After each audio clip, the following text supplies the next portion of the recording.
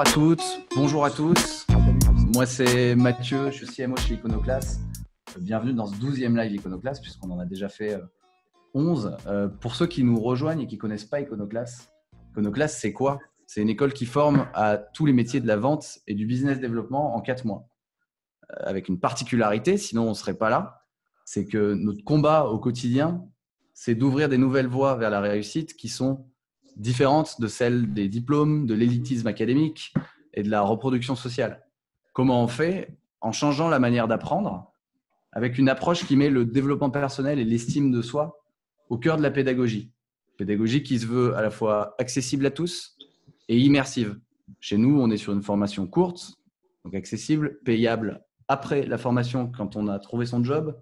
On sélectionne sur le potentiel et immersive parce qu'on est sur un programme avec 70% de pratique dans le programme, basé en majeure partie sur des intervenants qui sont en activité professionnelle et qui sont ensuite les futurs recruteurs. Notre promesse, ce n'est pas un diplôme, donc c'est un CDI, un emploi à la clé. Aujourd'hui, c'est la promesse d'Iconoclast. Et aujourd'hui, c'est dans ce cadre-là qu'on a l'immense plaisir d'accueillir Idriss Aberkan. Bonjour Idriss. Salut. Salut, merci beaucoup d'avoir accepté notre invitation. Nous allons parler donc éducation et tenter de répondre au cours de ce live à une question. Comment éduquer efficacement en 2020 dans un monde VICA, donc volatile, incertain, complexe, ambigu.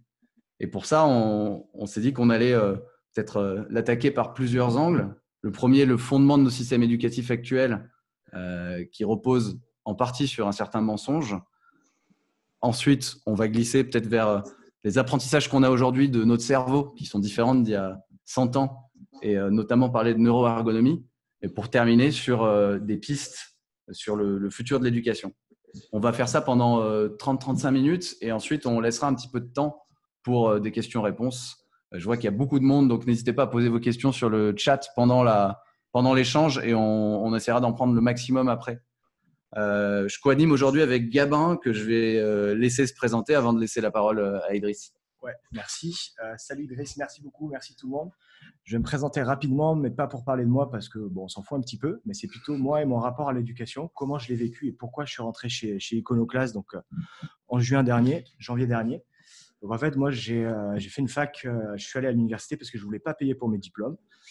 Ça, je le savais déjà à l'avance, mais ensuite, au bout de 5-6 années, donc j'ai un double master en économie, en recherche économique, sauf que je me suis rendu compte un petit peu du mensonge et un petit peu de l'arnaque parce qu'il y avait toujours ce côté très infantilisant, vraiment très déresponsabilisant en étant à la fac.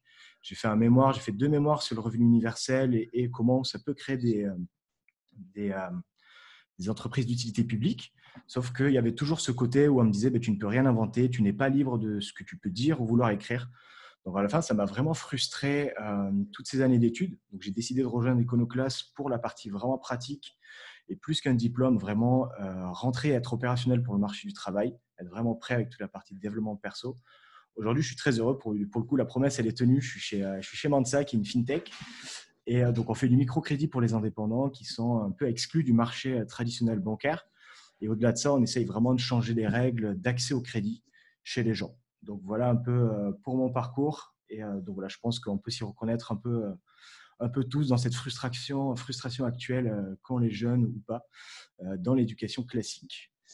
Du coup, voilà pour moi. Idriss, peut-être tu peux te présenter rapidement pour tout le monde.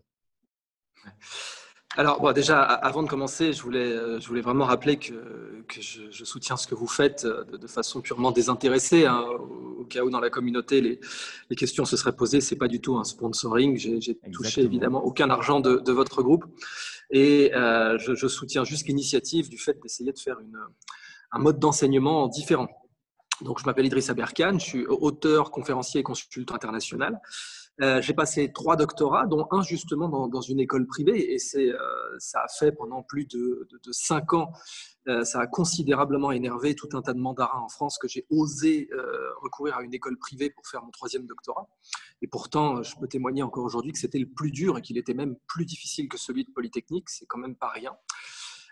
Et donc, effectivement, moi aussi, j'ai pu voir le système éducatif, en particulier français, en fin de vie, le côté grabataire que ce système pouvait avoir, totalement inadapté au monde actuel. totalement inadapté aux enjeux de l'emploi, ce qui explique pourquoi il crache autant de chômeurs année après année sans se remettre en question. Et j'ai voulu évidemment faire changer tout ça en parlant d'abord d'ergonomie, en montrant ce qui se faisait ailleurs, puisque j'ai été chercheur invité à Stanford à 21 ans. Enfin, précisément à 20 ans. C'est ça je me rappelle d'autant plus que je ne pouvais pas rentrer dans les discothèques à l'époque aux États-Unis, puisque c'était 21 ans. Donc, je me suis fait refouler de boîtes en étant visiting scholar de Stanford. C'était un des moments les plus honteux de ma vie. Donc, j'ai écrit plusieurs bouquins. Je suis en train de sortir le 4e, qui sera sur l'intelligence artificielle. Et puis, donc, mon premier, Libérez votre cerveau, a été traduit en 9 langues, dont le chinois, le coréen, le russe, le grec et le néerlandais. Et il a créé effectivement un débat important sur le futur de l'éducation. Alors, ce que vous décrivez, vous, ce monde VICA, qui est vraiment un acronyme excellent, hein, donc volatile, incertain, complexe et ambigu, qui sont aussi les premières lettres de vicariance. Et la vicariance est un des phénomènes de spéciation en biologie. Donc souvent, des changements d'environnement créent de nouvelles espèces. Et comme l'avait très bien expliqué le philosophe Marc Halévy, on a en quelque sorte les dinosaures et les lémuriens. Donc les dinosaures, ils continuent, ils sont lourds, ils font beaucoup de bruit, ils sont impressionnants. Ils sont au top du game et ils le sont depuis des millions d'années, mais ils n'ont complètement pas du tout anticipé la météorite qui vont se prendre sur la gueule et les événements volcaniques qui vont suivre. Et évidemment, ils vont se faire balayer en très peu de temps et ils vont finir par être les animaux d'élevage des lémuriens quand ils deviendront des grands mammifères. Donc, on est dans une situation très comparable aujourd'hui avec le monde académique. Et c'est clair qu'il fallait faire le point parce que beaucoup de gens sont perdus.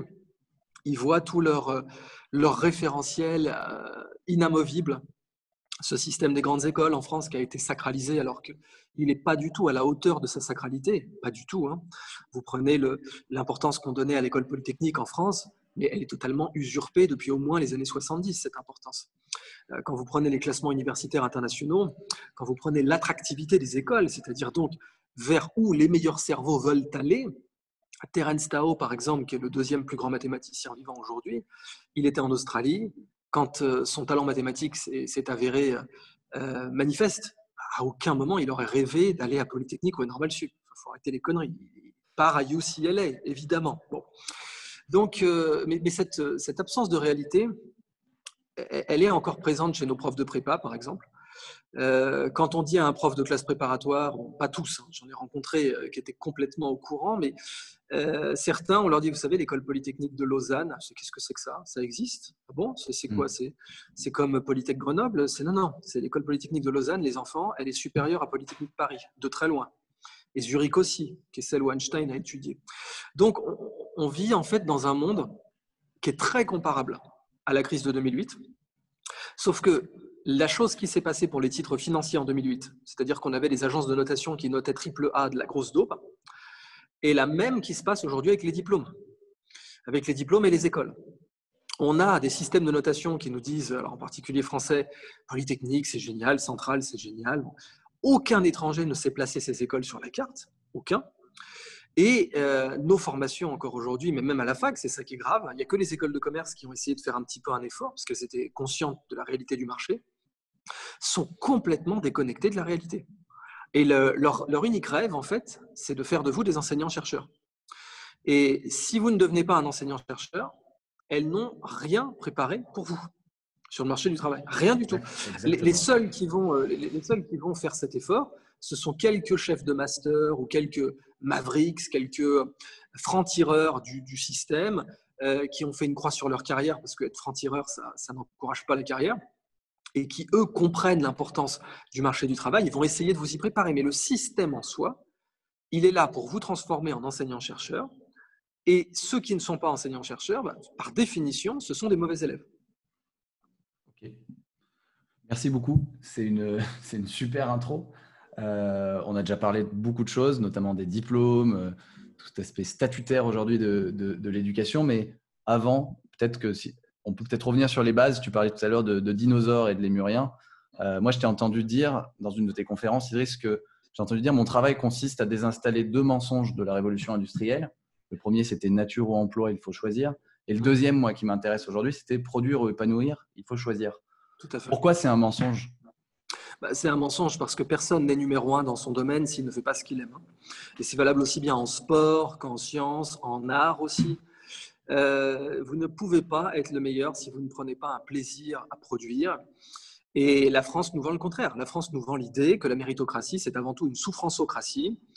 C'est pour ça qu'elle tolère et parfois même encourage une culture de la dépression et du suicide dans ses écoles. Et les grandes écoles sont encore aujourd'hui des points chauds du suicide en France. C'est un problème que personne n'ose aborder.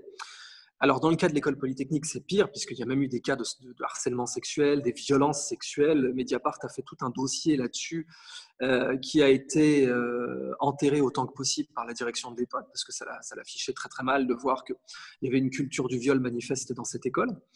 Mais tout ça, ça procède d'un mal-être, et d'un mal-être important, qui est encouragé et cultivé.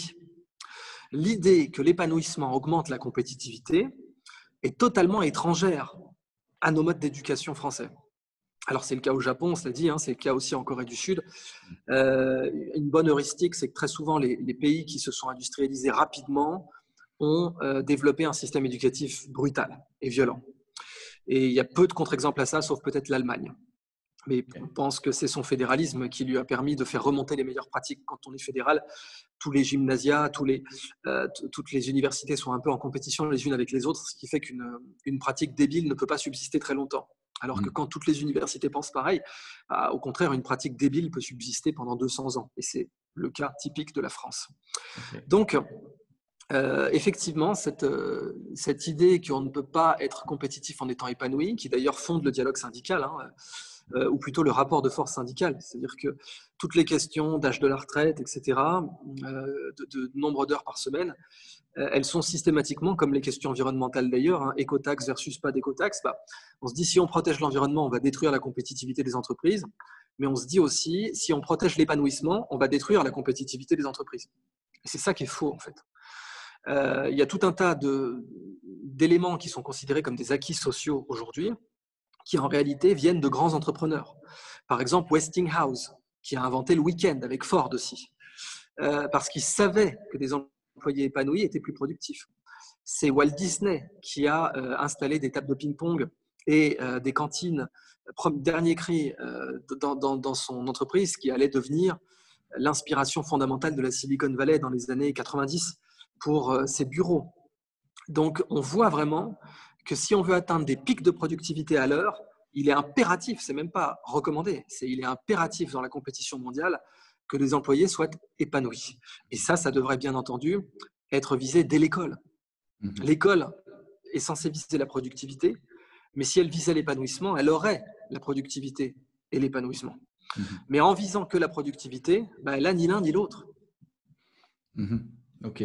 Donc, s'il y avait une équation de l'éducation ou de l'apprentissage, il y a du temps et de l'attention dans l'équation, mais il y a aussi de l'amour ou de l'épanouissement. Sinon, ça ne fonctionne pas. L'amour, en fait, c'est l'entraîneur, c'est le catalyseur. Ouais. L'équation, c'est le temps et l'attention, mais il se trouve qu'on ne donne pas autant de temps et d'attention à quelque chose que quand on l'aime. Ouais. Et aimer quelque chose est la meilleure façon d'y consacrer un maximum de temps et d'attention, c'est-à-dire d'heures avec une attention prolongée. Et c'est comme ça, encore une fois, regardez Frankie Zapata en France, les passionnés qui vont produire des innovations de rupture, donc des frères Wright jusqu'à Frankie Zapata, en passant bien sûr par les grands humanistes de la Renaissance. On ne produit pas d'innovation de rupture si l'on n'est pas passionné. Le problème, c'est que la passion, en France, dans l'entreprise comme dans les écoles, n'arrive que par accident. Par exemple, un enseignant, dans le cas des écoles françaises, le mentorat, on sait que le mentorat est la meilleure façon d'apprendre. Ça, c'est un fait qui remonte à l'âge de pierre, qui est fondamental chez l'humain. C'est un fait d'ergonomie. Le mentorat et bien sûr après le reverse mentoring, parce que quand on apprend à des élèves, on apprend soi-même énormément. Et c'est ce que disait Richard Feynman, qui a produit parmi les meilleurs cours de physique de l'histoire américaine. Et cette réalité, on l'a enlevée au profit d'une sorte de McDonald's de l'éducation, qui est notre éducation nationale. Et ça choque souvent beaucoup de gens qui se revendiquent à gauche, Mais comme je dis toujours, on ne peut pas être à gauche dans sa tête. Hein. Si on veut se revendiquer à gauche, il faut l'être avec ses mains, avec son travail. Or, on peut se revendiquer à gauche et se dire que travailler pour l'éducation nationale est forcément l'exercice d'une revendication de gauche. Mais dans ce cas-là, on ne peut pas avoir une éducation qui essaie d'avoir un module formaté et qui sert le même repas de connaissances partout, ou en tout cas qui prétend d'ailleurs, parce que on ne peut pas vraiment dire que le même repas de connaissances soit servi à Henri IV ou à Mantes-la-Jolie. Alors que ce sont, dans les deux cas, 2 écoles publiques, 2 lycées publics. Donc même cet objectif de servir le même plat de connaissances partout et en tout temps n'est pas atteint par l'EducNat. Mais en tout cas, c'est un objectif avoué. Donc dans notre système éducatif, le mentorat n'arrive que par accident. Les élèves qui se retrouvent en situation de mentorat dans notre système éducatif, ils le font sur leur temps libre. Ils vont voir le prof après les cours. Et ils nouent une relation particulière avec un professeur, ce qui n'est pas du tout encouragé d'ailleurs par l'inspection. Mais vous prenez le cas de Camus, par exemple. Camus a pu faire carrière parce qu'une relation de mentorat s'était instaurée entre lui et son enseignant. Et il lui dédiera d'ailleurs son discours du prix Nobel. Mais ça, c'est l'exception, malheureusement. Et tout mon combat, c'est de faire en sorte que tout le monde puisse être un Camus. Les professeurs seraient plus heureux, clairement, parce qu'un professeur est très heureux quand il est en situation de mentorat, et les élèves seraient plus heureux aussi. J'ai suivi le cas d'un ami qui s'appelle Jean-Yves Hortebise et qui a malheureusement été perdu pour la France, puisqu'il enseigne aujourd'hui à Taïwan, il enseigne dans le supérieur, il est prof d'université. Jean-Yves Hortebise avait fait un excellent doctorat de philosophie à l'université d'Aix-Marseille, vraiment profond, quoi, un doctorat qui lui avait pris 7 ans. Le type avait eu envie de s'investir et de faire quelque chose une innovation en quelque sorte de rupture, ce qui lui était très déconseillé d'ailleurs par ses directeurs de thèse. Mais il devient ensuite enseignant pour joindre les deux bouts parce qu'il avait besoin de manger, vacataire dans un lycée. Il obtient les meilleures notes de toute son académie au bac blanc et au bac réel. Et depuis 10 ans, ça faisait 10 ans que qu'aucune classe avait obtenu de meilleures notes dans toute l'académie où il se trouvait, au bac blanc et au bac réel, en philo. Et ses élèves l'aimaient tellement qu'il lui crée une page Facebook, In Hortebise We Trust, qui s'appelle Jean-Yves Hortebise. Et ça lui va bien comme nom, parce qu'il a essayé de heurter la bise, quoi, le vent. Et il se fait inspecter. Et alors, donc, on parle d'un inspecteur qui est là à l'ancienneté, qui a une licence, qui commence à dire à un mec qui a un doctorat quoi faire en philo. Très bien, je n'ai pas de problème avec ça en soi, j'adore les autodidactes, mais de base, dans le système actuel qu'on a, c'est étrange. Je veux dire, on a un prof d'université, ce n'est pas des licenciés qui vont lui dire comment faire ses travaux de recherche. Bon. Mais cet inspecteur lui dit, et c'est là le vrai péché, lui dit « Ah mais c'est bizarre votre classe, hein.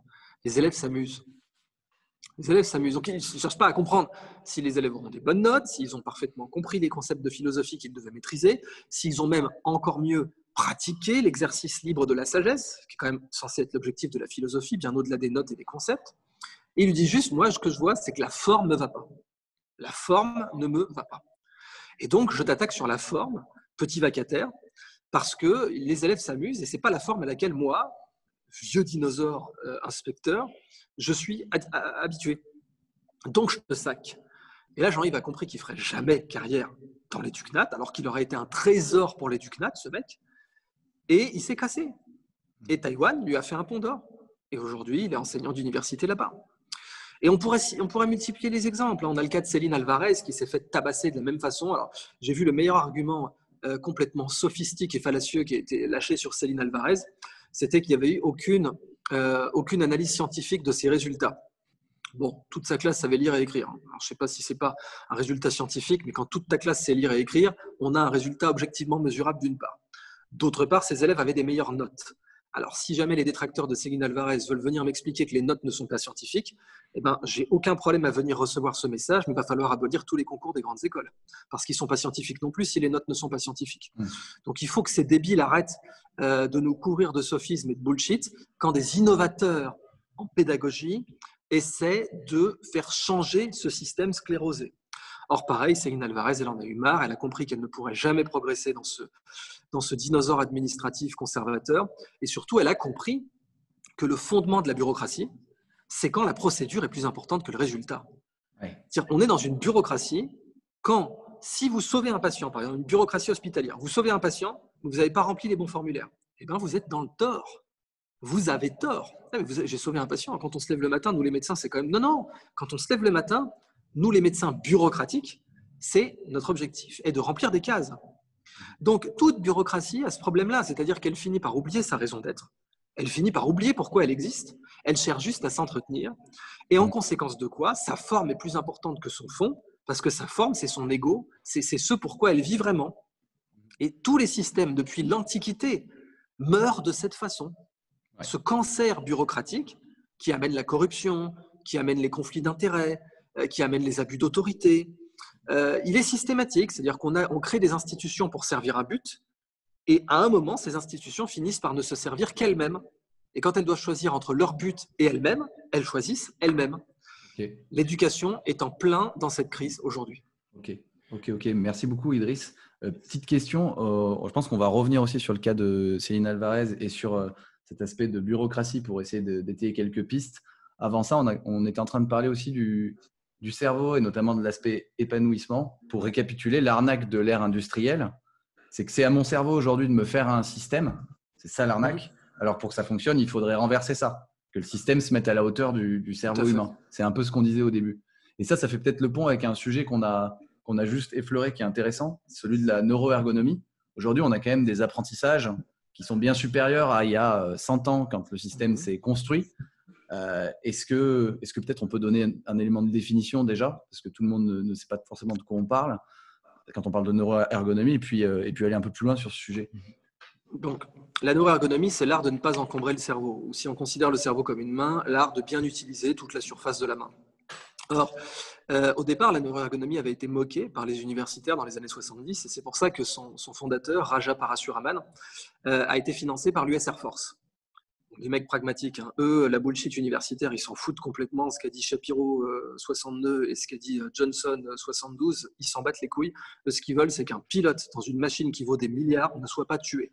Et ça, c'est très concret.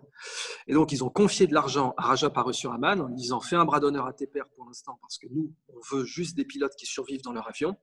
Et on veut étudier leur temps de réaction, on veut étudier leur attention, on veut voir en combien de temps ils peuvent réagir quand ils voient qu'ils sont accrochés par un missile.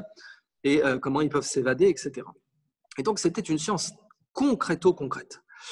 Et Raja Parasuraman a fourni des fondements de cette science, en particulier autour de l'attention, pour essayer d'étudier dans quelle mesure on pouvait faire une clé d'attention, comme on fait une clé de bras à un pilote, qu'est-ce qui pouvait lui échapper, comment il pouvait rester concentré longtemps, et aussi après, il s'est intéressé à l'apprentissage. Même si au départ, il s'intéressait aux pilotes en opération, rapidement, il s'est intéressé à comment pourrait-on former des pilotes plus vite, ce qui est une problématique d'enseignement, bien entendu. Or, le fait qu'on force le cerveau à se conformer à nos systèmes est encore très présent aujourd'hui. C'est pour ça qu'on a de l'eugénisme, c'est pour ça qu'on a des produits dopants comme la Ritaline, etc. C'est pour ça que Elon Musk, que je respecte beaucoup par ailleurs, mais dont je méprise totalement l'initiative Neuralink, voudrait nous implanter du silicium dans le cerveau. Parce qu'il dit, de toute façon, le cerveau, il n'est pas aussi performant que nos systèmes qui sont les machines, ce qui est faux. Hein. Et donc, à un moment donné, il va falloir s'avouer vaincu et faire en sorte de doper notre cerveau à coups de silicium, parce que sinon, on va être perdu face aux machines. Et c'est le fruit, en fait, de cette pensée dominante que ce n'est pas à nos systèmes de se mettre à la finesse subtile du cerveau, mais que c'est au cerveau de se mettre à la grossièreté de nos systèmes, qui fait que les logiciels qu'a Elon Musk dans sa tête l'amènent à dire « bon, bah oui, il faut mettre du silicium parce que notre cerveau, de toute façon, n'est pas à la hauteur ». Or, évidemment, tout mon combat est de dire que ce sont nos systèmes qui ne sont pas à la hauteur. Notre cerveau est une merveille de biologie absolument indescriptible, même en l'état actuel de nos connaissances. Et si on mettait nos systèmes à la hauteur du cerveau, on les améliorerait, on créerait beaucoup de valeur. Donc, c'est ça que l'on doit faire. Alors maintenant, le combat pour l'ergonomie, il faut savoir qu'il est permanent. Il a fallu tout de même presque 4000 ans, plus en fait 15 000 ans, avant d'avoir des chaussures avec un pied droit et un pied gauche. Nos ancêtres ont vécu à l'ère glaciaire, ils se couvraient les pieds avec des espèces de mocassins de cuir. Les mocassins chez les peuples premiers d'Amérique du Nord dérivent du fait qu'on se couvrait simplement le pied avec une pièce de cuir qu'on essayait de fermer. Et donc ça, évidemment, ça ne nécessitait pas particulièrement de droite ou de gauche. Les Romains avaient des sandales, pareil, ils avaient une paire, c'était 2 fois la même sandale. Mais dans l'armée napoléonienne, là aussi, on avait une paire de souliers, c'était 2 fois le même soulier, on en prenait 2 dans une pile. Et il faut attendre autour des années 1848 pour qu'on commence à se dire « ce ne serait pas con de faire un pied droit et un pied gauche ». Bon, alors pour les gants, on le savait, mais pas pour les chaussures. Donc, il a fallu 15 000 ans avant qu'on comprenne l'ergonomie du pied. Évidemment qu'il va falloir un peu de temps avant qu'on comprenne l'ergonomie du cerveau, même si les anciens comprenaient beaucoup d'aspects de l'ergonomie du cerveau. Par exemple, alors du cerveau ou de la mémoire, on va plutôt dire de la mémoire, parce que par exemple Aristote ne pensait pas que la mémoire se situait dans le cerveau. Mais les druides utilisaient des monuments aussi comme aide-mémoire. On sait que les cromlechs, donc Stonehenge par exemple, étaient aussi des aides-mémoires. C'était des lieux pour pratiquer l'astronomie, pour pratiquer des cérémonies votives ou initiatiques. Et dans l'initiation, il y avait le fait que comme on n'écrivait pas, il fallait que l'initié se souvienne de tout par cœur. Donc, en général, on construisait ce qu'on appelait des mystères, c'est-à-dire des narrations avec des symboles. La princesse dorée passera à gauche, puis ça voulait dire tu verras telle étoile à tel moment, et donc il faudra couper le gui à ce moment-là, enfin des trucs comme ça. Et ces narrations permettaient de transmettre du savoir. Or ça, c'est très ergonomique, parce qu'il y avait la contrainte de ne pas pouvoir écrire, pour préserver le savoir au sein d'une caste dirigeante qui était les druides. Donc, on a eu des moments d'ergonomie et des pertes d'ergonomie. Dans l'Antiquité, on avait Vittorino da Feltre, qui était un des premiers grands humanistes pédagogues, qui avait créé une école qu'il appelait la Casa Gioiosa, la maison joyeuse.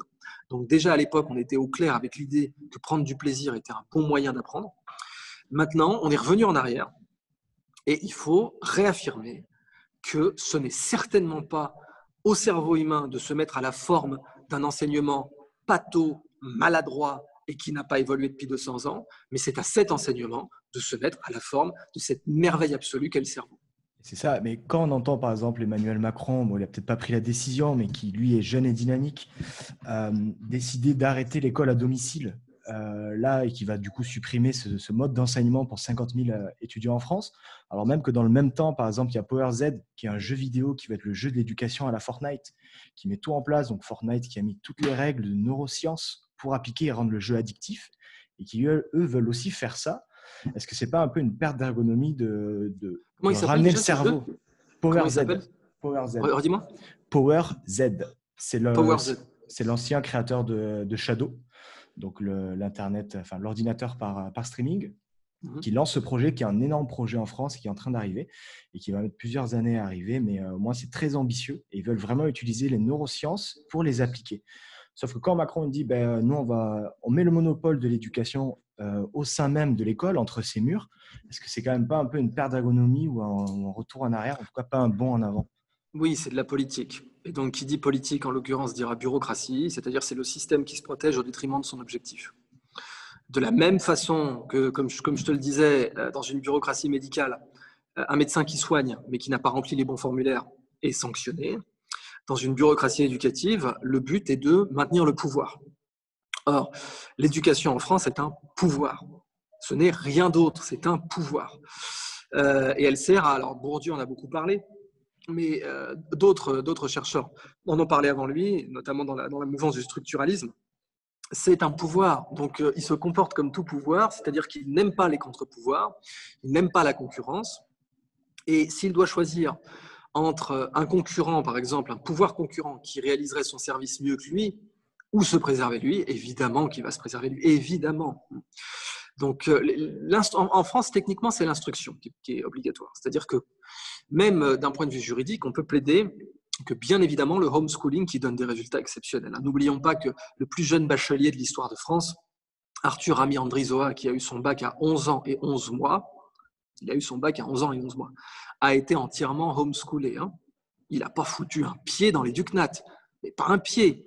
Si il s'était pointé avec son génie manifeste dans l'éducnat, on lui aurait dit « Attends, à 10 ans, tu n'es qu'un primaire mal dégrossi, alors passe ta sixième d'abord, qui est l'équivalent de passe ton bac d'abord, passe ta sixième d'abord, passe ta troisième d'abord, et puis ensuite on verra ça tranquillement, au calme, mais tu ne vas surtout pas brûler les étapes parce que c'est nous qui décidons quelle est ton intelligence, ce n'est pas à toi de le décider. » Donc c'est pour ça que vous n'avez jamais entendu parler d'Arthur Ami Andrizoa, parce que l'éducation nationale n'a jamais voulu tirer les leçons de ce cas, et il y en a d'autres, il y en a de très nombreux, mais l'éducation nationale n'a jamais voulu tirer les leçons de ce cas, jamais. Et pourtant, il date des années 80. Donc, on aurait pu avoir une bifurcation à l'époque en se disant, voilà, on va all-in sur Arthur Ami Andrizoa, on va étudier, on va en faire un cas d'école comment ses parents lui ont enseigné, et on va faire des classes pilotes pour essayer d'enseigner pareil. On sait que ça coûtera plus cher les premières années, mais ensuite on verra comment on pourrait le scaler pour que ça coûte moins cher et que toute la France puisse bénéficier de ces méthodes.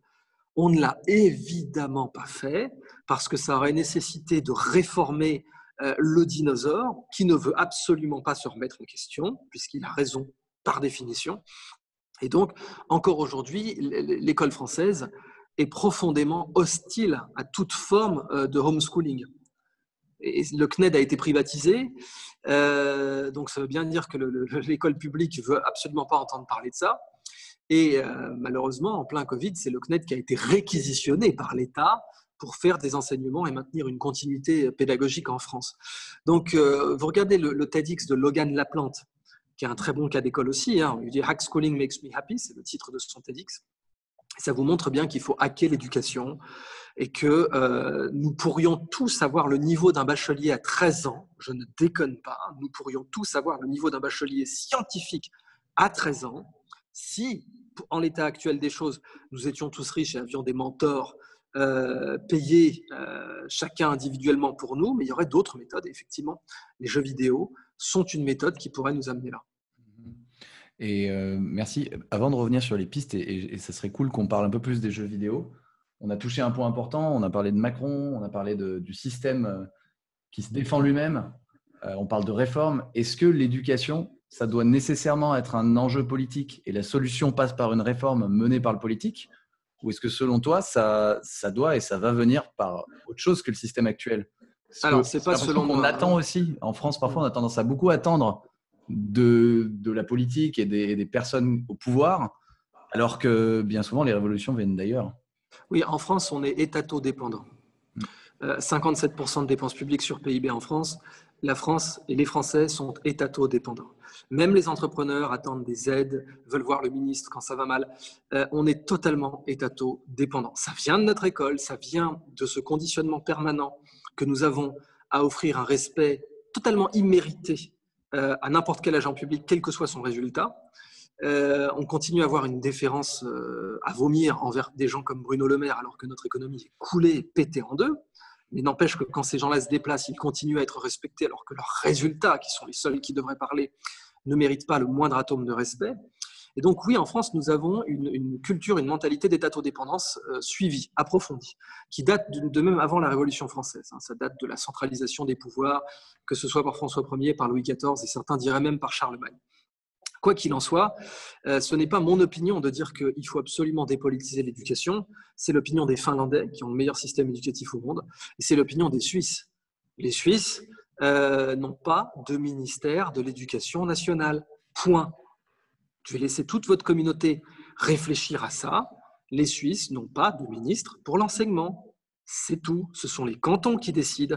Et comme c'est fédéral, ils font remonter les meilleures pratiques parce qu'ils sont tous en compétition les uns avec les autres. Donc, si jamais il y a un canton qui déconne plein pot au niveau éducatif et qui a un taux d'échec au niveau qu'on appellerait bac, qu'ils appellent la maturité élevée, et ben les autres cantons vont le mettre à l'amende et lui dire « Bon, tu te redresses un petit peu parce qu'on n'a pas que ça à faire. » Donc, évidemment qu'il faut dépolitiser l'éducation. Le problème en France, c'est qu'à chaque fois qu'on veut passer une réforme, avant de se demander si elle est dans l'intérêt des élèves, on se demande avant toute chose, est-ce qu'elle est de droite ou de gauche? Donc on a d'un côté Valeurs Actuelles, de l'autre l'Observateur, Télérama entre les deux, qui vont dire, voilà, ça c'est de la réforme progressive, ça c'est de la réforme pédagogiste. Le mot pédagogiste, ça n'existe qu'en France. Vous ne retrouvez pas ça en Espagne, vous ne retrouvez pas ça en Suisse. C'est un mot qui immédiatement montre à quel point le débat est clivé en France entre droite et gauche, parce qu'on se demande juste de savoir si une réforme est de droite ou de gauche en France, avant de savoir si elle marche. Et ça, tant qu'on n'aura pas la maturité du pragmatisme, on ne fera aucun progrès dans l'éducnat. Aucun. Parce qu'un ministre n'osera plus rien toucher, puisqu'il saura que si jamais il va un peu trop à gauche, il se prendra la droite sur la gueule et vice-versa. Donc oui, les grandes réformes de l'éducation, depuis les 50 dernières années, viennent du monde technologique. Elles ne viennent pas de l'État. Vous avez fait des mémoires, vous utilisez Google Scholar pour ça. Si vous n'utilisez pas la documentation française pour ça. Vous n'utilisez pas le site imbitable de la Bibliothèque nationale François Mitterrand pour faire votre recherche documentaire. Donc, évidemment que le monde technologique est en train de ringardiser l'éducation. et que, je peux vous le dire tout de go, il ne faut absolument rien attendre de l'État en matière d'amélioration de la qualité du service éducatif. C'est ça, et quand on voit, pour reprendre l'exemple d'Iconoclaste, mais il y en a d'autres comme Live Mentor qui ont été réquisitionnés, comme tu disais, pendant la crise, quand l'éducation nationale a dû se mettre à l'arrêt parce qu'ils n'étaient pas prêts et qu'à la fin, ils sont revenus sur leur décision pour faire revenir les élèves juste 2 semaines. Alors que nous, on a continué d'apprendre et qu'on voit que moi, ce que j'ai pu faire en 4 mois, ça a été plus pertinent que 6 ans d'économie à la fac. Donc, effectivement, ce système un peu qui rend sclérosé et à bout de souffle. Hein. Donc, comment toi, tu pourrais dire, qu'est-ce que tu préconiserais ou qu'est-ce qui existe pour s'éduquer aujourd'hui, mais pour faire demain, face à ce monde qui sera vraiment de plus en plus incertain et versatile? Il faut sacraliser les autodidactes. Avant, les autodidactes étaient des marginaux. Quand quelqu'un se présentait comme autodidacte, on n'en faisait pas un héros, on en faisait un paria. Et au mieux, on avait des parias qui avaient réussi. Ah, bravo quand même. Eh bien, il faut complètement retourner la table et montrer aux gens des cas d'autodidactes. Parce que l'humain apprend comme ça. Il a besoin de mentors, il a besoin d'études de cas. Donc, quand les humains suivront les cas de gens qui sont devenus excellents dans un domaine, en faisant ce que Arthur Ramy Andrizo, donc le plus jeune bachelier d'histoire de France, appelait son école buissonnière, eh bien là, ils verront que c'est possible. Et la réalité mentale changera. Parce qu'avant qu'une chose change dans le monde, il faut qu'elle ait changé dans les esprits. Et donc, tant que les gens se diront être autodidacte est un échec, ils vont créer les conditions de leur propre échec. Parce que quand ils se lèveront le matin pour essayer d'être bons, ils se diront « oui, mais je ne serai jamais aussi bon qu'un mec qui est dans l'enseignement classique. Je suis forcément en 2e classe, voire en 3e classe, et dans le TGV de l'éducation, il y a des premières qui sont ceux qui font Henri IV. » Et tant que cette mentalité persistera, eh bien, ça ne pourra pas fonctionner puisque les gens qui s'auto-éduqueront partiront battus. Okay. Il ne faut pas qu'ils partent battus. Donc, il faut qu'ils soient entourés culturellement, que chacun puisse me citer 10 grands autodidactes contemporains. En étudiant leur cas, en étudiant leurs résultats, en étudiant leur compétitivité. Si chaque Français pouvait me citer 10 grands autodidactes contemporains, le problème, disons, allez, 60%, plus de la moitié du travail serait déjà fait. Parce qu'après, ce n'est pas les ressources qui manquent. On a des logiciels payants ou gratuits, on a des cours en ligne, entre Coursera, Mentorshow maintenant, avec qui je collabore bien sûr, Brilliant, Skillshare, etc., Udemy, The Great Courses Plus, plus Curiosity Stream, qui coûte que 3 balles par mois, enfin, je veux dire, bon, plus YouTube, qui a des contenus d'excellente qualité, hein, à commencer par One Blue Three Brand, qui est une très très bonne chaîne de mathématiques, qui peut vous apprendre des équations différentielles ou dérivées partielles à n'importe qui sait faire une addition. Eh ben, on a des contenus. Mais aujourd'hui, c'est la can-do attitude qu'on n'a pas. Les gens partent vaincus. D'abord, ils ne se réunissent pas, ils ne font pas des communautés d'autodidactes, ce qui est la meilleure chose à faire. Il faudrait que les gens se réunissent sur des forums, sur des associations d'autodidactes qui se réunissent physiquement et sur Internet pour aussi mutualiser des contenus, résoudre des problèmes ensemble, etc. Tant qu'on n'aura pas une mise en réseau presque syndicale, entre guillemets, des autodidactes en France, ça ne marchera pas. Est-ce que… Coupez bien vos micros, s'il vous plaît. Ouais. Désolé, je crois qu'il y en avait eu. Il y a des gens qui voulaient poser des questions directes. Ça. Ah ouais, s'il vous plaît, on arrive bientôt à une phase de questions-réponses. Et pour l'instant, on continue un petit peu comme ça, sinon on est… Bon, donc en tout cas, voilà ce que je vous disais. Tant qu'il n'y aura pas des syndicats d'autodidactes en France, qui pourraient d'ailleurs se déclarer comme syndicats, hein, mais tant qu'il n'y aura pas des groupements organisés un peu comme des syndicats d'autodidactes en France, qui sont conscients des cas qu'on réussit, qui sont conscients de la façon dont eux peuvent réussir, ça ne progressera pas. Mais alors là, c'est intéressant. Mettons que tout le monde arrive à citer 10 autodidactes. C'est quand même des gens qui sortent de la norme. Et est-ce que ça ne veut pas dire qu'il faut qu'on sorte d'un système purement normatif? Parce que tant qu'on est dans un système de notation, ok. Et ça aujourd'hui, comment on fait, quoi? Est-ce qu'on a des exemples dans d'autres pays où on arrive à sortir? Singapour. Ouais. Singapour qui a aboli la note alors qu'ils ont un meilleur niveau de mathématiques que nous. Et là, pareil, abolir la note. En France, immédiatement, mon Dieu, c'est de gauche. Mon Dieu, cette pédagogie, c'est de gauche. Bon. Et donc, il n'y a même plus de débat. d'abord et avant toute chose, c'est où dans le spectre politique? Est-ce que c'est droite ou est-ce que c'est gauche? Ça nique toute réforme. À Singapour, qui est quand même, il faut être très clair, une république de droite, arrêtons de me dire que Singapour est à gauche. C'est la plupart des marxistes en France vous diraient que Singapour est une dictature néofasciste, corporatico-néofasciste. Et bon, ils ont aboli la note. Okay. Donc, cette droite, cette gauche, non, ça marche du con. Ça marche. Ça permet, ça doit se faire dans les bonnes conditions. Il ne faut pas abolir la note pour abolir la note. Il faut l'abolir dans un contexte où on fait se concentrer les élèves et les professeurs sur le succès à acquérir une compétence.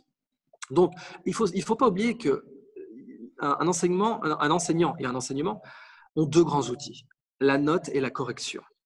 Or, ce ne sont pas les mêmes outils. Et nous, on confond les deux. D'ailleurs, l'immense majorité des Français serait totalement incapable de me dire quelle est la différence pédagogique entre la note et la correction. La note sert à classer, et elle sert à filtrer, et elle sert à dire que quelqu'un n'a pas le niveau. J'ai aucun problème à ce qu'on note les médecins. Je suis même très content de savoir que quand un ophtalmo va m'ouvrir l'œil, il a été noté avant de sortir son scalpel. Donc, je n'ai pas de problème avec ça. La note, pour le permis de conduire, ce n'est pas une note, mais concrètement, c'est une note. Pour le permis de conduire, pour la médecine, pour l'examen d'avocat, oui, très bien, évidemment qu'il faut noter. Évidemment, tu ne vas pas lancer un médecin qui peut tuer quelqu'un si jamais son scalpel dérape sur une opération thoracique, s'il n'a pas été éprouvé avant. Mais ça, c'est le rôle de la note qui n'est pas applicable à tous les cas pédagogiques. La correction, en revanche, ça, c'est l'outil le plus fondamental de l'éducation. Il est impossible d'apprendre quoi que ce soit sans avoir été corrigé. Vous voulez apprendre le piano? Il faut que quelqu'un vous corrige et vous dise que cette gamme n'est pas correcte. Vous voulez apprendre la peinture? Il faut que quelqu'un vous corrige et vous dise que cette perspective, cette relation de proportion entre le pied et la tête n'est pas correcte. Vous voulez apprendre à poser un avion? Il faut qu'il y ait un simulateur qui vous corrige et qui vous dise que si vous tirez sur le manche beaucoup trop, l'avion va se péter la gueule parce qu'il va décrocher. Bon. Donc, la correction, c'est la matière première de l'éducation. Et pourquoi les jeux vidéo sont bons? Parce qu'ils corrigent souvent. Un jeu vidéo vous corrige 2 fois par seconde. Un prof, il vous corrige 1 fois par semaine. Vous regardez par exemple dans les langues. Mettons que vous avez un devoir sur table d'anglais. Eh ben, première question, vous mettez la réponse, pas de correction. Deuxième question, pas de correction. Troisième question, pas de correction. Ensuite, vous rendez votre copie. Et 2 semaines plus tard, complètement hors contexte, vous ne savez même plus ce que vous avez écrit, vous avez un événement de correction qui tombe. Dans un jeu vidéo, une action, une correction immédiate. Feedback immédiat, c'est la meilleure façon d'apprendre. Feedback immédiat. Donc, le problème des inégalités d'enseignement tient aussi au fait qu'il y a des élèves qui réclament la correction. Les bons élèves qui se mettent au premier rang, ils vont recevoir plus de corrections. C'est un peu comme une vigne.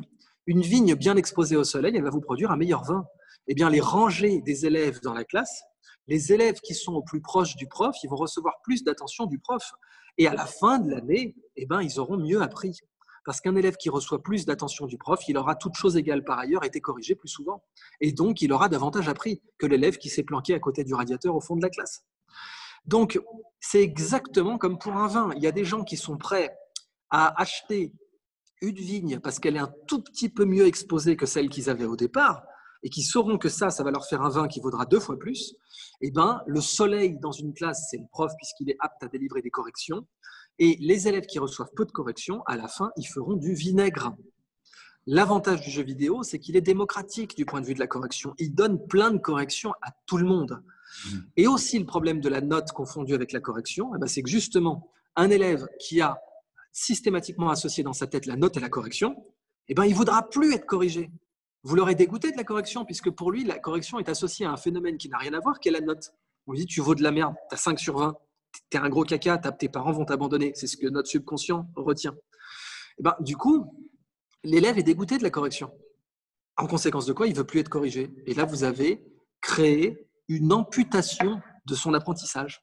C'est comme ça que vous retrouvez des gens en France qui disent « Oh, les maths, moi, depuis la 3e, plus jamais. Mon niveau de maths, d'ailleurs, n'a pas progressé depuis la 3e parce que je n'ai pas le niveau. » Qu'est-ce que ça veut dire, ça? Ça veut dire, dans ma tête, j'ai reçu tellement de coups de bâton à chaque correction des maths qu'au bout d'un moment, j'en ai eu marre d'apprendre les maths, j'en ai eu marre d'être corrigé sur les maths. Et donc, j'ai amputé mon bras d'apprentissage des maths. C'est pour ça qu'il faut distinguer la correction de la note. La note, c'est un moment mature, sélectif pour certains métiers. La correction, c'est la matière première de l'éducation. Il ne faut surtout pas la mélanger avec des choses négatives. C'est ça, et on en arrive même, si on confond un petit peu, mais c'est normal, on est des enfants dans un système qui est un peu perverti, on peut aussi arriver à être dégoûté de nos soleils, de nos mentors, Oui. et de plus aller chercher ça derrière. Donc certes, il y a aussi le côté problème avec le recrutement des professeurs, je parle de ça parce que ça a été posé dans la question. Et après, quand il y a d'autres professeurs comme Céline Alvarez qui a passé tous les diplômes, qui s'est conformé à tout ça et qui essaye d'apporter une autre mentalité, une autre Et elle s'est sagesse, faite dégommer. se fait dégommer et totalement castré dans ses idées et tout. Donc, est-ce qu'on perd pas, est-ce qu'il manque pas un petit peu aussi de sagesse pour pouvoir changer le système, pour avoir le recul nécessaire? La bureaucratie est l'ennemi de la sagesse.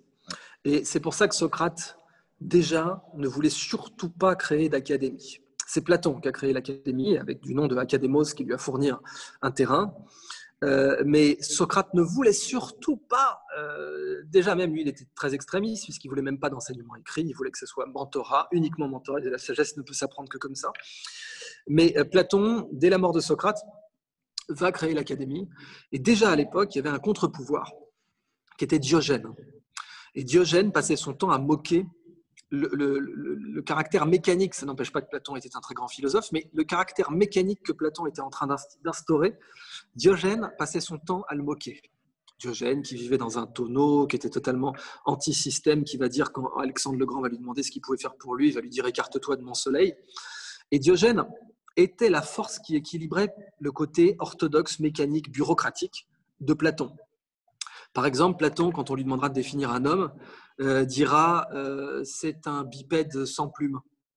Alors Diogène, c'est une définition débile. On voit là, vous voyez l'ancêtre de l'agrégé de philo.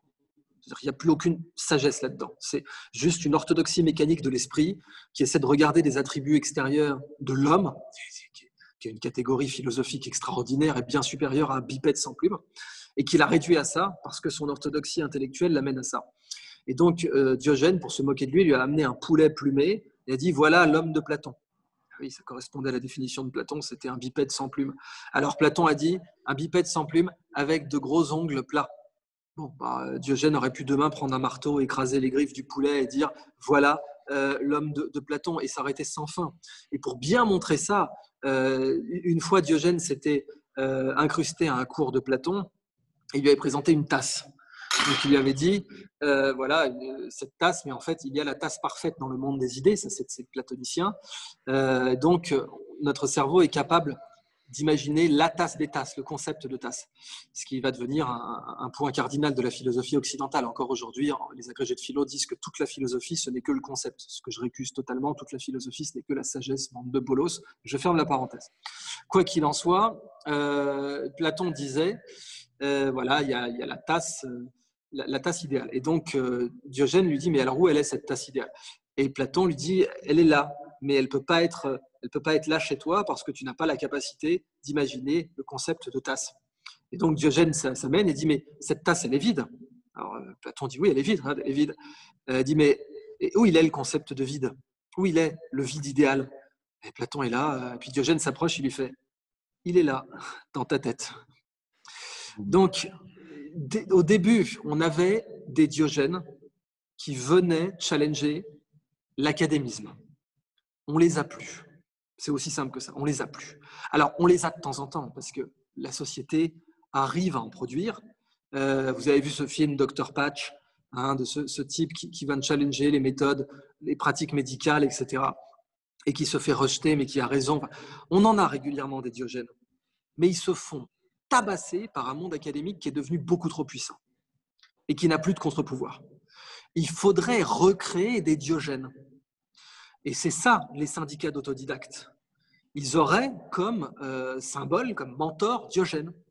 Parce que sa façon d'apprendre, sa façon d'exercer le savoir et la philosophie était le complémentaire idéal de l'académisme de Platon, qui allait devenir la base de l'académisme, de la scolastique médiévale et de l'orthodoxie mécanique qu'on a aujourd'hui dans le monde universitaire.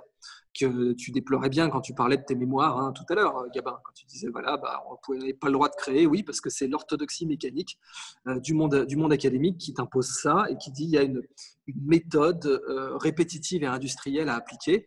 Ben ça, les Diogènes l'auraient interdit.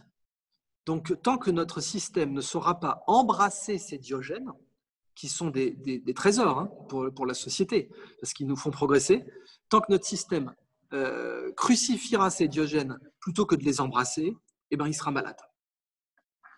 Merci. Pour ceux qui se posent la question, on a déjà commencé à prendre vos questions et à les poser. C'est juste qu'on n'a pas scindé ça. C'est un peu plus informel. C'est toujours mieux. Et justement, il y a une question qui est passée je rebondis là-dessus par rapport à l'académisme de Platon. Est-ce qu'aujourd'hui, on n'a pas des classes trop nombreuses ou alors on ne décide pas ça de manière un peu pas trop collective, mais où ça ne laisse pas place à l'individu parce que mentorat aussi. Au mentorat, du coup, parce que ce sont des amphithéâtres de 800 personnes, ils sont parqués.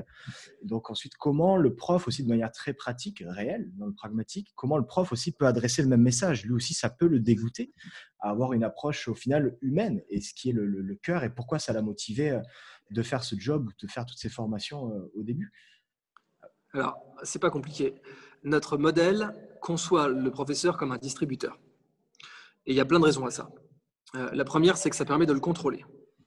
Puisque dans le cas français, il ne faut pas oublier que l'histoire de notre éducation est intimement liée à notre aventure coloniale. Intimement. C'est Luc Ferry qui était... Jules Ferry. Jules Ferry. Lapsus révélateur. C'est pas le bon. C'est pas encore que...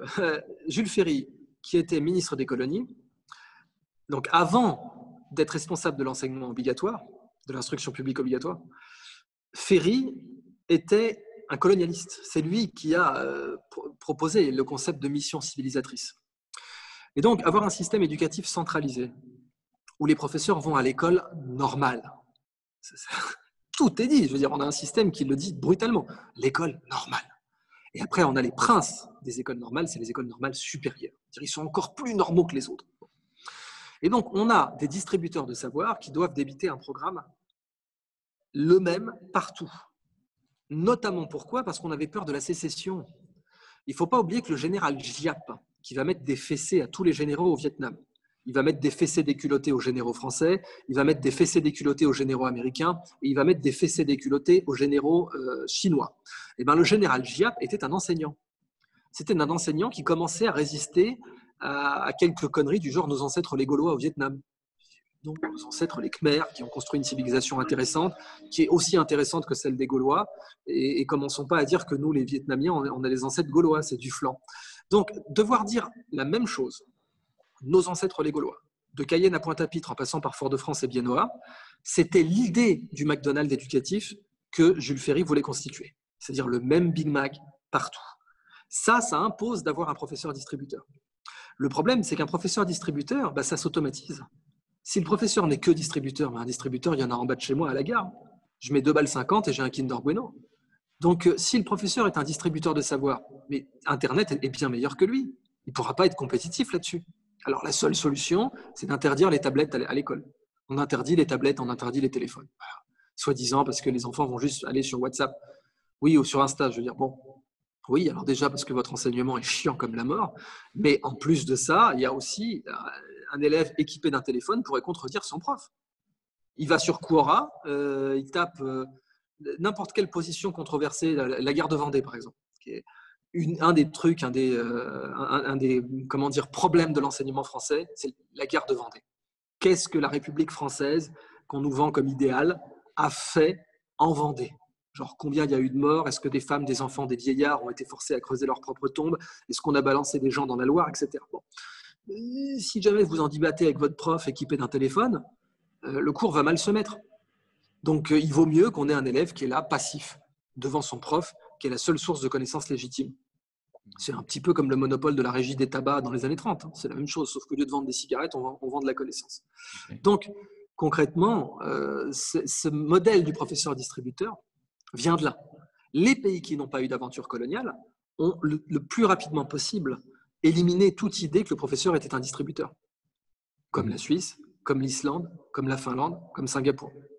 Ces pays qui n'ont jamais eu à avoir la contrainte politique d'utiliser l'éducation comme ciment culturel de la nation et d'une nation qui parlait une demi-centaine de langues, eh bien, n'ont pas eu ce problème-là, donc du coup, ont pu directement aller vers le mentorat. Donc évidemment qu'il faut que le mentorat revienne. Un des modèles idéaux, c'est la Bottega de la Renaissance. C'est là que Léonard de Vinci a appris. C'est la Bottega de Verrocchio. qui a fait une très belle statue d'ailleurs d'un condottiere à Venise. C'était dans la Bottega que Michel-Ange a appris, que Botticelli a appris, etc. Donc, ça, c'était le mode d'enseignement qui permettait d'avoir des grandes classes. C'est là que je voulais en venir. Vous pouviez avoir 60 personnes dans la Bottega, si et seulement si elle était multiniveau, et elle faisait en sorte que dès que quelqu'un était passé apprenti, il pouvait transmettre la connaissance au nom de son prof, qui venait surveiller de temps en temps. Mais un prof muni de 5 apprentis qui sont capables de réverbérer une partie de son apprentissage, eh bien, ça fait que chaque heure du prof est beaucoup plus puissante en termes de formation. Parce que chaque heure de prof crée, imaginons vous avez 5 apprentis, imaginons qu'un apprenti est capable de transmettre de la connaissance avec une efficacité de 20%. Eh bien, si vous avez un prof qui a 5 apprentis, chaque heure qu'il donne compte double. Puisque chacun de ces apprentis met 5 heures à enseigner ce que le prof donnerait en 1 heure, mais ils sont 5. Donc ça veut dire qu'à chaque fois que le prof mobilise 1 heure de son temps, il y en a 2 qui sont transmises à la classe. Et ça, c'est un phénomène d'irrigation de la connaissance et du mentorat qui est très puissant, qui a marché à toutes les époques. C'est comme ça que les bâtisseurs de cathédrales fonctionnaient, c'est comme ça que les bâtisseurs des pyramides fonctionnaient. C'est bien entendu comme ça que les bottigues de la Renaissance fonctionnaient. C'est comme ça qu'il faudrait fonctionner encore aujourd'hui. Et sur ça, petit parallèle, justement, comment ça se propague, cette connaissance, c'est un peu le même système que le virus actuel avec le corona, par exemple. Par exemple, tu touches une personne qui va en toucher 3, et qui lui, cette personne en touchera 9. Il faut une transmission exponentielle de la connaissance, absolument. Sauf que c'est immatériel pour la connaissance. Ouais. Mais alors, il va falloir qu'on pardon. les gars, parce qu'on était censé faire 1 heure questions comprises, et là, on a fait 1 heure sans les questions. Alors, on a posé les questions des gens. Allez, on en prend une dernière de Mustapha. On a beaucoup parlé des professeurs et avant de conclure et de l'école, mais c'était une question très intéressante. Quel conseil tu donnerais aux parents qui souhaitent aujourd'hui le meilleur enseignement pour leurs enfants? Est-ce qu'ils peuvent se poser Renseignez-vous, allez voir les TEDx de Logan Laplante, lisez Mon école buissonnière de Arthur Rami Andrizoa, étudiez les cas de ces parents qui ont eu le luxe d'enseigner à leurs enfants chez eux. Après, il y aura des moyens de faire des coopératives de parents qui pourraient se partager la garde des enfants. Parce qu'au fond, il faut regarder à partir de combien d'heures encadrées on arrive à faire un menu éducatif cohérent pour un enfant. Et quand on regarde par exemple le gymnasium allemand, on voit que c'est autour de 20 heures par semaine. En France, on a beaucoup plus, mais les Allemands n'ont pas un niveau inférieur au nôtre, mais ils ont quasiment 2 fois moins d'heures que nous. Le reste est passé dans la nature, etc. Donc ça s'encadre différemment. Mais donc, constituer un menu cohérent, un menu éducatif cohérent, c'est quelque part entre 10 heures et 20 heures par semaine. Donc, il faut être capable de mobiliser entre 10 heures et 20 heures par semaine. Alors, il y a des parents danois qui ont fait des coopératives en se disant si chacun met 2 heures dans son domaine, on va arriver à avoir un pool de 10 à 20 heures par semaine, tout en continuant à être des parents qui travaillent et qui ne peuvent pas passer leur temps à la maison. Maintenant, évidemment, avec le télétravail, ça donne encore plus d'opportunités parce que donner 2 heures par semaine de son temps à une mutuelle éducative, c'est comme ça qu'il faut le voir, une mutuelle éducative, eh bien, ces 2 heures pourraient se débloquer sur les transports. On n'est pas optimisé aujourd'hui. Alors, il y a ce qu'on appelle la constante de Marchetti, qui est le temps moyen que les gens sont prêts à passer dans les transports pour aller au travail. Elle est autour de 45 minutes dans le monde en moyenne. Donc, comme toute moyenne, ça peut être x2 d'un côté, divisé par 2 de l'autre. Mais si on arrivait à faire en sorte que les gens passent moins de temps dans les transports, puissent se débloquer comme ça 2 ou 3 heures de leur temps en plus par semaine, eh bien, constituer une mutuelle parentale éducative, on pourrait l'appeler une MPE, une mutuelle parentale éducative, serait très simple. Et les Danois le font déjà. Alors après, ça pourrait être une problématique architecturale. Des architectes, quand ils font des plans d'urbanisme pour un quartier, pourraient intégrer ça direct. Voilà, là on a fait un quartier qui est à 20 minutes du travail pour la plupart des gens qui y habitent.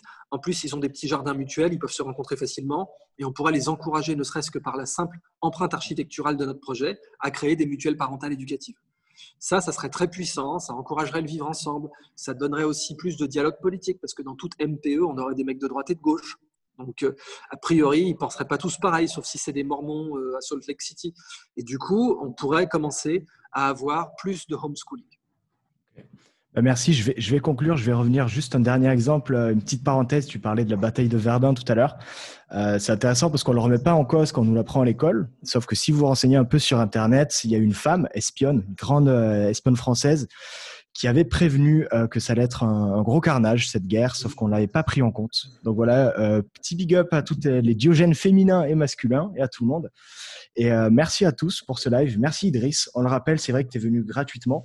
Bon, je pense qu'on ne t'aurait pas payé, hein, mais, non, merci mais en tout cas. Non, je rigole. Mais tu as donné ton temps. Pour dire que ce n'est pas un sponsoring, que je vous soutiens exactement. Vraiment. Culturellement, j'aime ce que vous faites. Et ça, c'est. Et peut-être tu as un mot pour conclure, Idriss. Alors juste, c'était pas la bataille de Verdun dont j'avais parlé, c'était la guerre de Vendée. C'est tout à fait vrai. Vendée, ouais. C'est tout à fait vrai qu'à Verdun, une espionne avait prévenu, comme c'était vrai d'ailleurs que des espions belges avaient prévenu en 40 que les Allemands allaient passer par les Ardennes et personne ne les a écoutés absolument. Donc pour conclure, intéressez-vous à la figure de Diogène.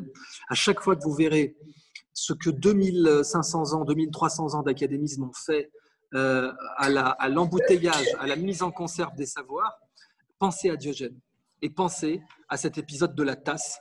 À cet épisode du poulet déjà, où il a montré tout de suite l'ineptie de la philosophie purement conceptuelle de Platon, mais aussi donc cette idée de la tasse, c'est-à-dire que Diogène est venu pour être l'héritier de Socrate et rappeler que oui, c'est pas idiot en soi d'essayer de mécaniser d'une certaine façon l'éducation. C'est pas forcément mal. Il y a toujours du bien et du mal dans toute initiative. S'il y avait eu que Diogène, ça aurait été mal. Le bien est dans l'équilibre. Il est dans la médiété. C'est pour ça qu'Aristote dira d'ailleurs que c'est la médiété, la vertu. Et qu'un excès ou un trop peu, dans les deux cas, sont des vices. Et donc, s'il n'y avait eu que Diogène, ça aurait été catastrophique. S'il n'y avait eu que Platon, ça aurait été catastrophique aussi. Mais le problème actuel, c'est justement qu'il n'y a que Platon et que notre académisme est beaucoup trop mécanique et que l'humain n'est pas fait pour être réduit à une machine. Merci beaucoup, Idriss. Merci à tous. Merci à toutes et à tous pour vos questions. On a essayé d'en prendre un maximum dans le flow, c'était plus naturel.